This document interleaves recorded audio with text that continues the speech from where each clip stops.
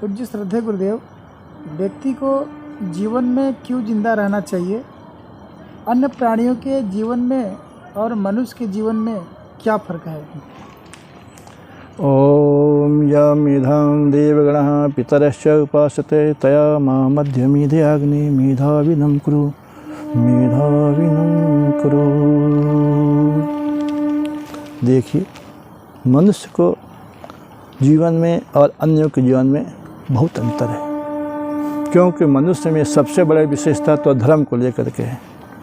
खाना पीना, समझना, सोना, उठना, बैठना, चलना, संतान उत्पन्न करना और मर जाना, यह मनुष्य में भी और अन्य प्राणियों में भी बराबर है, कोई अंतर नहीं। अंतर है तो धर्मो ही तेषाम् अधिको विशेषा। मनुष्य में धर्म आचरण की, धर्म को समझने की विशेषता है। मनुष्य यदि धर्माचरण से शून्य है, धर्माचरण से अलग है, तो पशु के समान है। धर्मेण हीना पशु भी समाना।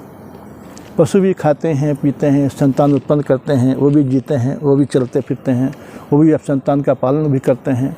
उनको भी अग्नि, वायु, प्रकाश, जल, पृथ्वी सब कुछ भूत मिले हुए हैं, पर वह विचार शून्य है, उनमें विवेकशीलता नहीं है। वह धर्म और अधर्म को नहीं जान सकते, इसीलिए उनके तुलना में मनुष्य श्रेष्ठ है। और यदि मनुष्य होकर के इस शरीर से, आकृति से, धर्म से शून्य है, विचार से शून्य है, सदाचरण से शून्य है, सद्भावनाओं से शून्य है, तो वह पशु से भी बढ़ कर के पशु का भाई हो सकता है, मनुष्य नहीं कहला सकता। इसलिए वेदों ने कहा मनुष्य कौन है? मत्वा कर्माणि सिद्ध्यति इति मनुष्य। जो विचार करके हर काम को करे, धर्माचरण से युक्त व्यवहार करे, उसी का नाम मनुष्य है। जो विचार शून्य है, जो अपना भला बुरा को, झूठ सच को, कर्तव्य अकर्तव्य को, सुख दुख को नहीं समझ पा रहा, नहीं अपना पा रहा, जो अपने हित की बात को नहीं सुनना चाहता है, अपने हितकारी काम को नहीं करना चाहता है, अपने जो हितकारी पथ को नहीं चलना चाहता है, वो तो पशु से भी गया गुजरा है, क्योंकि उसके मनुष्य बनने का कोई लाभ नहीं है। इसीलिए मनुष्य को जीना चाहिए अपनी आत्मा के उद्धार के लिए। मनुष्य को जीना चाहिए प्रगति के पथ पर आगे बढ़ने के लिए। मनुष्य को जीना चाहिए जीवन के लक्ष्य को हासिल करने के लिए। मनुष्य को जीना चाहिए ऊंचाई की तरफ बढ़ने के लिए। मनुष्य अगर जिए पतन के लिए जिया, बुराई के लिए जिया, बर्बादी के लिए जिया, नशा के गुलाम बनने के लिए जिया, तो जीता जीता मुर्दा है। जीना न जीना उसके बराबर है। क्योंकि यदि मनुष्य होकर के उन्नति के पथ पर नहीं चलेंगे, अपना सुधार नहीं करेंगे, अपना कल्याण नहीं करेंगे, अपना उद्धार नहीं करेंगे, कौन से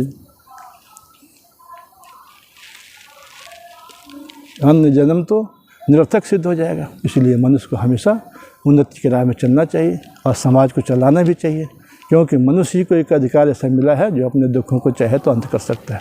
अन्य किसी योनि में दुखों छूटने का कोई रास्ता नहीं है। जो 84 लाख जन्मों के बाद बताया गया कि मनुष्य का असली लक्ष्य क्या है? भगवान की प्राप्ति। और भगवान की प्राप्ति भगवान की कृपा से ही होगी। भगवान की कृपा तब होती है जब व्यक्ति सुपथ में चलता है, कुपथ से बचता है, बुराई से अपने को हटाता है, अच्छाई में लगाता है, तब भगवान की कृपा होती है, भगवान की प्रसन्नता होती है, तब व्यक्ति का आत्मा का उद्धार होता है।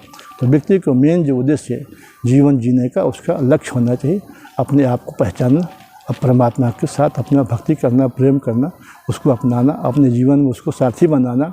जैसे अर्जुन ने अपने जीवन का साथी कृष्ण जी को बनाए, वैसे हर व्यक्ति को, हर समझदार को भगवान को अपने जीवन का साथी बनाना चाहिए, जिससे हम उन्नति के राह में चल सके, आगे बढ़ सकें, अपना कल्याण कर सकें और अपने साथ साथ मानव जाति का भी कल्याण कर सकें।